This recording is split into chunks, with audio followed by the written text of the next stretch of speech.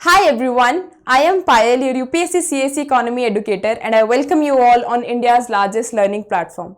So in the previous video, we discussed about the trends that UPSC CAC has been following right from 2015 till 2024 कौन कौन से ऐसे trends हैं जो change हुए हैं, कौन कौन से सेक्शन में से ज़्यादा क्वेश्चंस पूछे जाते हैं, ये हमने लास्ट वीडियो में डिस्कस करा था.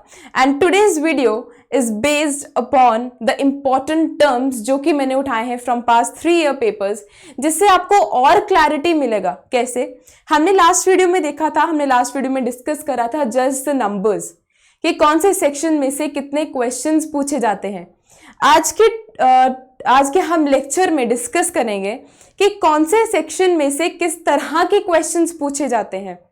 तो यू सी कि जो लास्ट वीडियो है उससे कितना क्लैरिटी मिला था और आज की वीडियो से आपको और ज़्यादा क्लैरिटी मिलेगी. You will get to know कि किस तरह से क्वेश्चंस पूछे जाते हैं, कितना डेप्थ में क्वेश्चंस पूछे जाते हैं. तो आज के वीडियो में आई हैव टेकन ओनली टर्म्स, सिर्फ टर्म्स का मीनिंग डिस्कस करेंगे. ठीक है, इसको जल्दी जल्दी टर्म्स का मीनिंग डिस्कस करने का ट्राई करेंगे.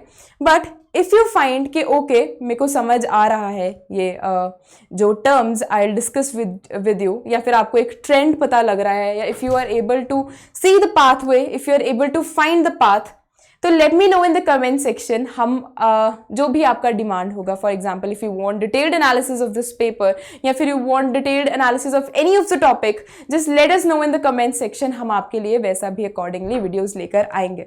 So I think without wasting any time we should start with the video. So the first term we have is fertility rate. So fertility rate पे इस साल क्वेश्चन पूछा गया था एंड आई डोंट थिंक कि fertility rate को discuss करने के लिए या फिर पढ़ने के लिए you need to go with heavy books या फिर बहुत ज़्यादा रिसर्च करने का नीड है. सिंपली जो मैंने आपको लास्ट वीडियो में भी कहा था कि NCERT is something you should not miss out. तो अगर आपने एनसीईआरटी पढ़ा है तो fertility rate is something you can easily answer it. तो यू सी कि क्वेश्चन जो है एनसीईआरटी से पूछे जाते हैं और आप जो है एनसीईआरटी को मिस आउट नहीं कर सकते. तो लेट्स सी फर्टिलिटी रेट होता क्या है. तो fertility rate is in a specific year is defined as a total number of children that would be born to each woman. Okay, definition तो आपको हर जगह मिल जाएगी, but let's discuss in a layman language कि actually में होता क्या है. तो फर्टिलिटी रेट इज समथिंग कि अगर एक वुमेन को उसकी रिप्रोडक्टिव एज के टाइम पे कितने चिल्ड्रन शी कैन बेयर या फिर she is giving birth to is known as fertility rate. अब हमारी रिप्रोडक्टिव एज क्या रहती है? It is from 15 years to 49 years. कितना है? 15 ईयर्स टू 49 ईयर्स. तो 15 ईयर्स से 49 ईयर्स के बीच में एक वुमन कितने बच्चों को जन्म देती है is known as fertility rate. Now जो क्वेश्चन आया था वो पूछा गया था कि फर्टिलिटी रेट को हम कैलकुलेट कैसे करते हैं. तो फर्टिलिटी रेट को कैलकुलेट करने के लिए we have a set formula which says that it is calculated as a sum of age specific fertility rate. The age क्या है? Which is from 59 to 49 years. Multiplying it with 5 is dividing it with 1000 gives us the total fertility rate. So this is the formula that is used to calculate the total fertility rate. All right, next term देखते हैं. Next term we have is government securities. अब you get to know कि okay ये question जो है NCERT में से पूछा गया है. तो पहला क्वेश्चन तो हमारा एनसीईआरटी से हो गया. तो पहला क्वेश्चन जो एनसीईआरटी से है, since it is from NCERT only, तो आप एनसीईआरटी मिस नहीं करेंगे. Next question we have is government securities. इस पे क्वेश्चन आया था. ठीक है, तो I have taken term only. Government securities का मीनिंग देखेंगे कि होता क्या है. बट गवर्नमेंट सिक्योरिटीज अब पार्ट किसका है? तो ये किस में से क्वेश्चन पूछा गया था? If you have seen my video, last video, तो उसमें मैंने बोला था कि banking, money and banking and financial system जो है इसमें से सबसे ज्यादा क्वेश्चंस पूछे जाते हैं. And government securities also is a part of financial system only. तो ये जो है आपका फाइनेंशियल सिस्टम में से क्वेश्चन है. तो यू सी कि फाइनेंशियल सिस्टम में से आपको बहुत ज्यादा इन डेप्थ में स्टॉक मार्केट क्या है या फिर इस दिन कौन सा डे ट्रेड है, ये है वो, आपको इनमें से क्वेश्चन नहीं पूछे जाते हैं. Simply they have asked you about the government securities only. तो गवर्नमेंट सिक्योरिटीज होती क्या है? ओके, रिलेट करके पढ़ते हैं। तो गवर्नमेंट सिक्योरिटीज क्या है कि फॉर एग्जाम्पल आपको लोन की जरूरत है, ठीक है, you need money, you go to the bank, take loan, ठीक है, उससे क्या आया कि आपकी नीड पूरी हुई, आपको पैसा मिला, but in return what you pay to the bank is interest, ठीक है। तो similar is the case here. ये तो हमने अपने बिहाफ पे देखा कि ओके हमें अगर लोन चाहिए तो वी गो टू बैंक्स क्योंकि वो हमारी नीड है। बट जब गवर्नमेंट को नीड है पैसे की तो what does it do? One of the method is government securities. तो जब गवर्नमेंट को पैसे की नीड है तो वो क्या करती है, प्राइमरी मार्केट में एक सिक्योरिटीज अपनी दे देती है। फॉर एग्जाम्पल कि उसने एक शेयर दे दिया, ठीक है। गवर्नमेंट सिक्योरिटीज बेसिकली होती क्या है कि इट इज मतलब गवर्नमेंट इशू टू रेजेस एक डेट इंस्ट्रूमेंट है। अब debt instrument I told you कि अगर हमें पैसे की जरूरत है तो we go to the bank to take loan, to take पैसा। अब डेट क्या है? डेट का मीनिंग क्या है? इट्स उधार ओनली, ठीक है। तो जब गवर्नमेंट को पैसे की नीड है तो गवर्नमेंट क्या करती है, अपने शेयर्स देती है ओपन मार्केट में थ्रू आरबीआई। तो जब वो शेयर्स देती है ओपन मार्केट में तो हम लोग क्या करते हैं, खरीदते हैं। We people purchase government securities, in return what we are giving to them, money, ठीक है। हमने कुछ अमाउंट का शेयर खरीद लिया, बट उसके रिटर्न में गवर्नमेंट हमें क्या देती है, कुछ अमाउंट ऑफ इंटरेस्ट। तो उस चीज को हम क्या बोलते हैं, गवर्नमेंट सिक्योरिटीज। सिंपल लैंग्वेज में अगर हम सिर्फ मीनिंग देखें तो इसका मीनिंग ये है, बट हाँ इन डेप्थ इसका बहुत आगे मीनिंग है और इसका बहुत बाइफिकेशन है, बहुत टॉपिक्स है फर्दर। अगर आपको लगता है कि you want detailed analysis of it, just let me know in the comment section. हम इसके ऊपर एक प्रॉपर वीडियो कर सकते हैं, पूरा फाइनेंशियल सिस्टम के ऊपर वीडियो कर सकते हैं। बट अगर हम इसका मीनिंग देखें तो सिर्फ यही है कि जैसे हम लोन लेने जाते हैं तो गवर्नमेंट को भी जब लोन की जरूरत है या फिर गवर्नमेंट को भी जब पैसे की जरूरत है तो वो एक मार्केट में अपना सिक्योरिटीज देती है या फिर अपना बॉन्ड्स देती है जिसको हम परचेज करते हैं। और जब हम परचेज करते हैं तो हम गवर्नमेंट को क्या दे रहे हैं, पैसा। और जब हम पैसा उनको दे रहे हैं तो गवर्नमेंट इन रिटर्न हमें क्या देती है, interest, which is our income. तो उस चीज को क्या बोलते हैं, गवर्नमेंट सिक्योरिटीज। नेक्स्ट टर्म देखते हैं। Next term we have is financial. Next term we have is financial instruments, ठीक है। फिर से रिलेट करके देखते हैं। आई अज्यूम कि आप कहीं बाहर, मतलब you are a college student, आप कहीं पीजी या फिर फ्लैट में रह रहे हैं, तो आप अपने ब्रोकर के साथ या फिर जो ऑनर है ऑफ द फ्लैट या फिर पीजी, आप एक कॉन्ट्रैक्ट करते हैं, है ना। कोई भी डील करनी है उससे पहले हम कोई ना कोई कॉन्ट्रैक्ट करते हैं। तो वो कॉन्ट्रैक्ट इंश्योर क्या करता है, वो एक आपकी सिक्योरिटी है। फॉर एग्जाम्पल अगर आप फ्लैट में या फिर पीजी में रह रहे हैं तो आपको वो कॉन्ट्रैक्ट इंश्योर क्या करता है कि इतने टाइम पीरियड के लिए आप रह रहे हैं या फिर इससे पहले जो है इतने टाइम पीरियड में इतना टाइम पीरियड देना पड़ेगा और इससे पहले आप फ्लैट जो है वो खाली कर सकते हैं फिर कुछ भी। तो that is security for you.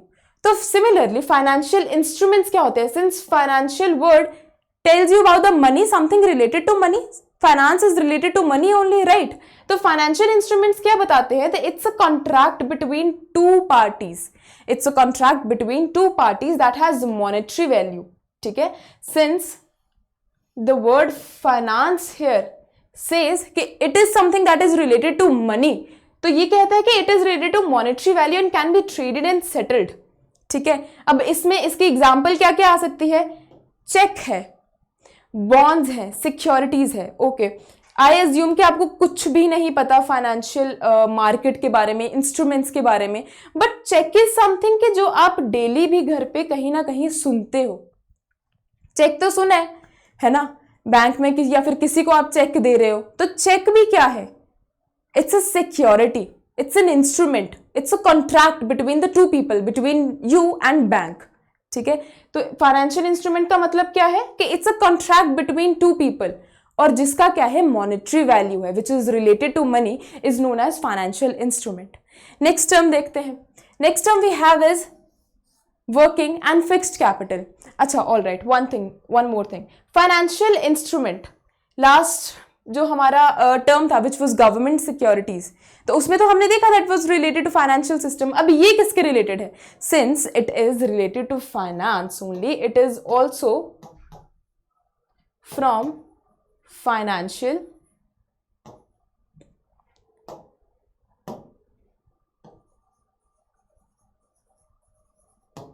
System. तो इसी दो क्वेश्चन जो है वो फाइनेंशियल सिस्टम से पूछे जा चुके हैं। Next we have is working and fixed capital. तो वर्किंग एंड फिक्स्ड कैपिटल भी, चलो पहले मीनिंग देखते हैं। तो working capital and fixed capital क्या है? जब कोई भी कंपनी ऑपरेट करती है तो उसको कैपिटल चाहिए, है ना। कोई भी कंपनी ऑपरेट करती है तो उसको कैपिटल चाहिए। अब दो तरह की कैपिटल रहती है, एक रहती है हमारी फिक्स्ड, एक रहती है हमारी वर्किंग। तो फिक्स्ड क्या होती है? फॉर एग्जाम्पल कोई भी मशीनरी है, ठीक है, या फिर कोई भी एसेट है जो लॉन्ग टर्म चलेगा। अब कोई मशीनरी है, फॉर एग्जाम्पल कोई फूड इंडस्ट्री है, तो उन्होंने जो मशीनरी ली है, it is not something they are going to change after a month, वो एक लॉन्ग टर्म के लिए चलेगा। तो whatever asset they have purchased for a long term use comes under fixed capital, ठीक है।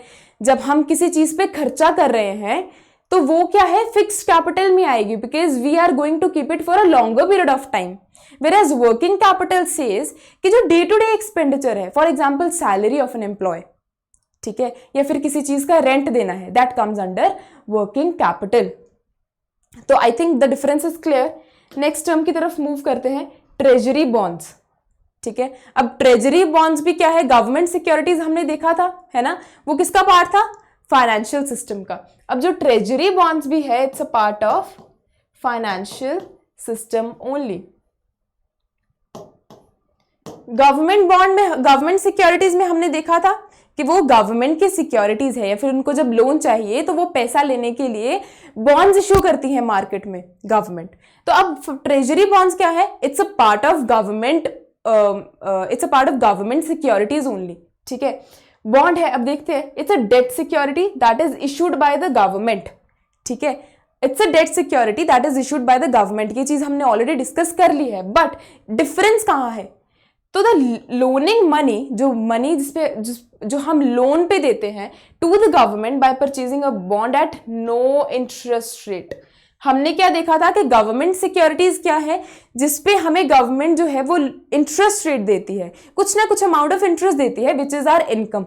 बट जो ट्रेजरी बॉन्ड्स है, इसके ऊपर there is no interest, but जो हमें बॉन्ड्स मिलते हैं that we get at discounted rate. अब ये जो डिस्काउंटेड रेट है या फिर जो रिडीम करना है, ये बहुत ही इन डेप्थ कॉन्सेप्ट है, बट हम जो है आज की सीरीज, आज का लेक्चर में सिर्फ हम मीनिंग डिस्कस करेंगे। हाँ, इफ यू वांट कि मेरे को और जो है टॉपिक को जानना है, या अगर आपको क्लैरिटी नहीं है कहीं से भी इस टॉपिक की, तो let me know in the comment section, हम इसका आगे वाला जो है डिटेल्ड एनालिसिस भी देखेंगे। बट हाँ, आपको एक आइडिया हो गया कि क्वेश्चन आता कहां से है, फाइनेंशियल सिस्टम से अगेन एक क्वेश्चन आया है, और किस तरह का आया है? गवर्नमेंट सिक्योरिटीज में से ही आया है।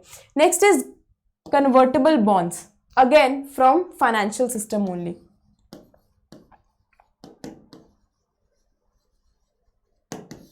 तो इसी क्वेश्चन आते ज्यादा कहां से है? मनी मार्केट हो गया, कैपिटल मार्केट हो गया, तो ये जो चीजें हैं आप इनको मिस आउट नहीं कर सकते। अब कन्वर्टेबल बॉन्ड्स क्या है?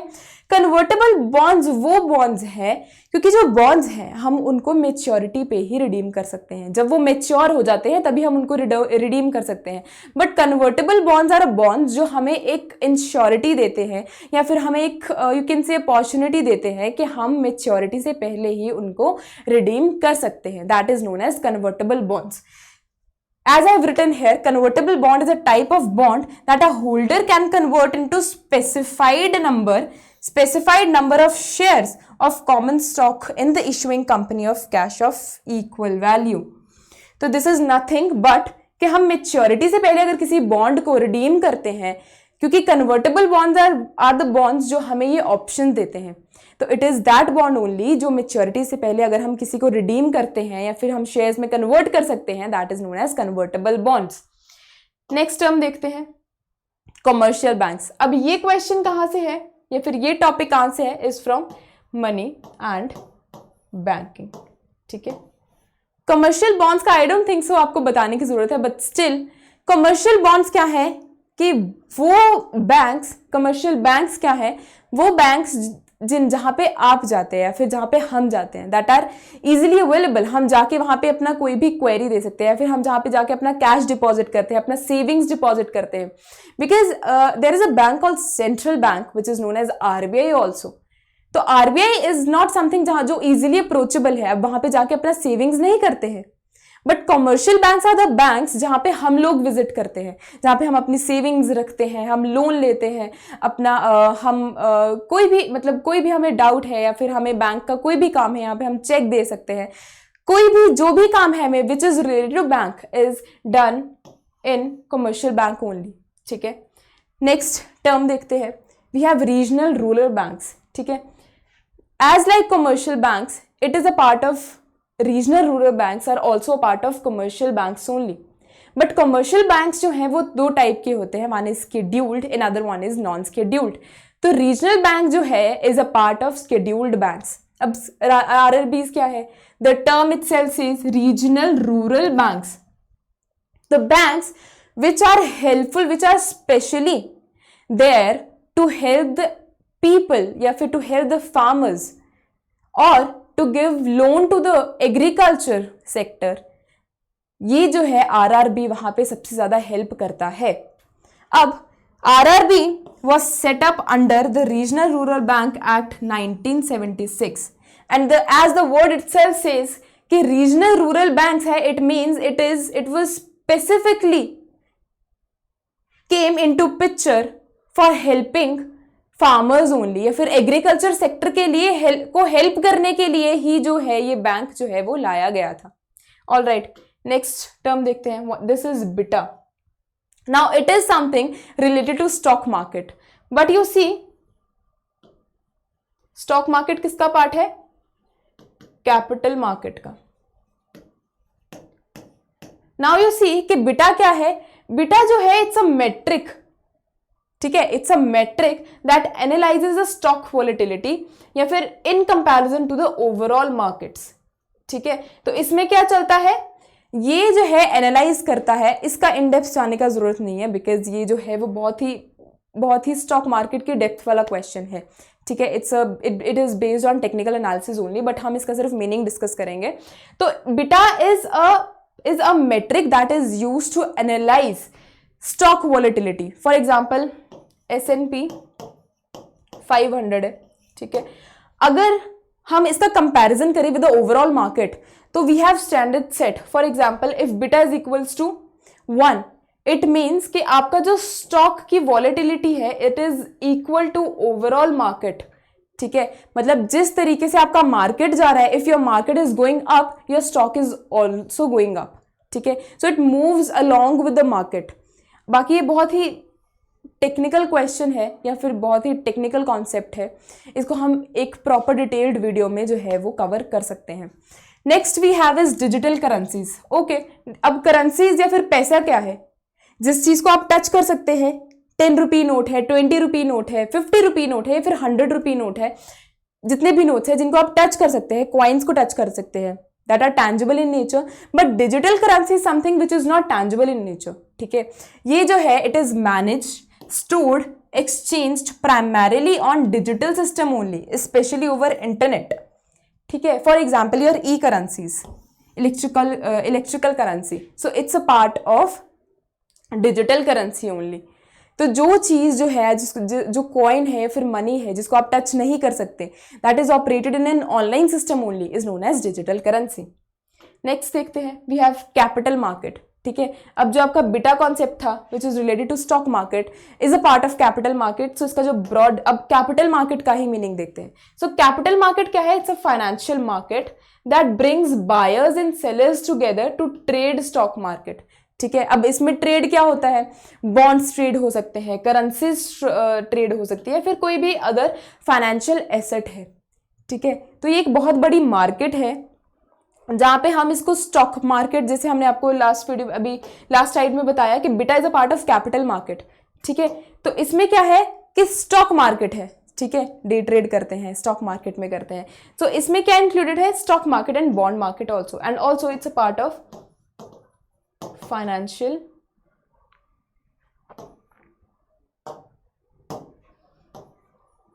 system। तो इसी कितने क्वेश्चन जो है वो फाइनेंशियल सिस्टम से पूछे जा रहे हैं।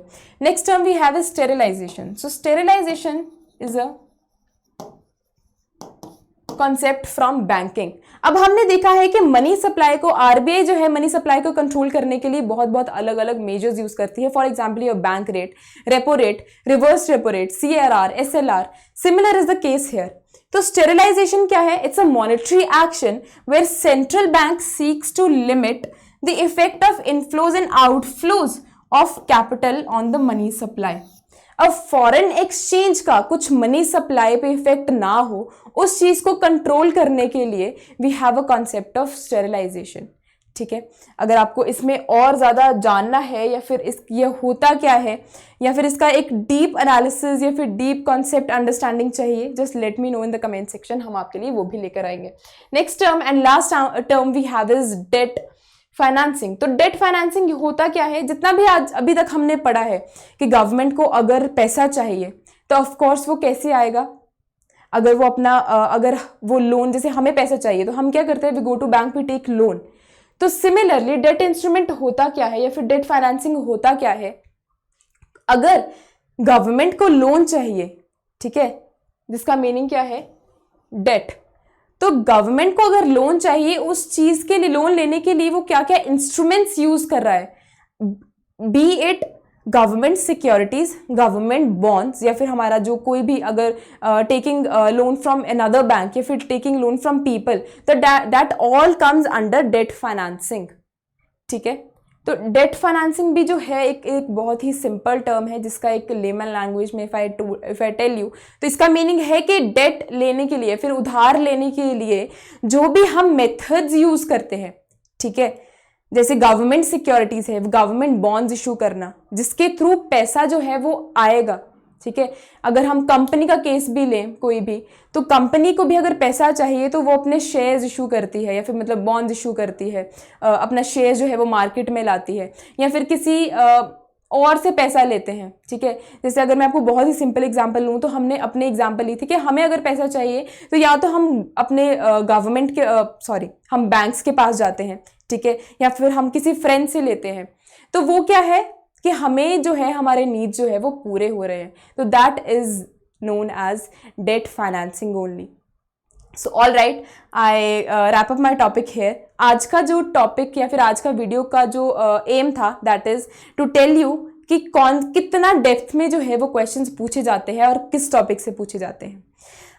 जो भी आपको नेक्स्ट वीडियो चाहिए, let me know in the comment section, हम उसी पे वीडियोस लेकर आएंगे। I hope your preparation is going good. So before you end, make sure that you join our Telegram channel, उसका लिंक आपको नीचे मिल जाएगा। And before you go, make sure you subscribe to the channel, you hit the like icon, and thank you.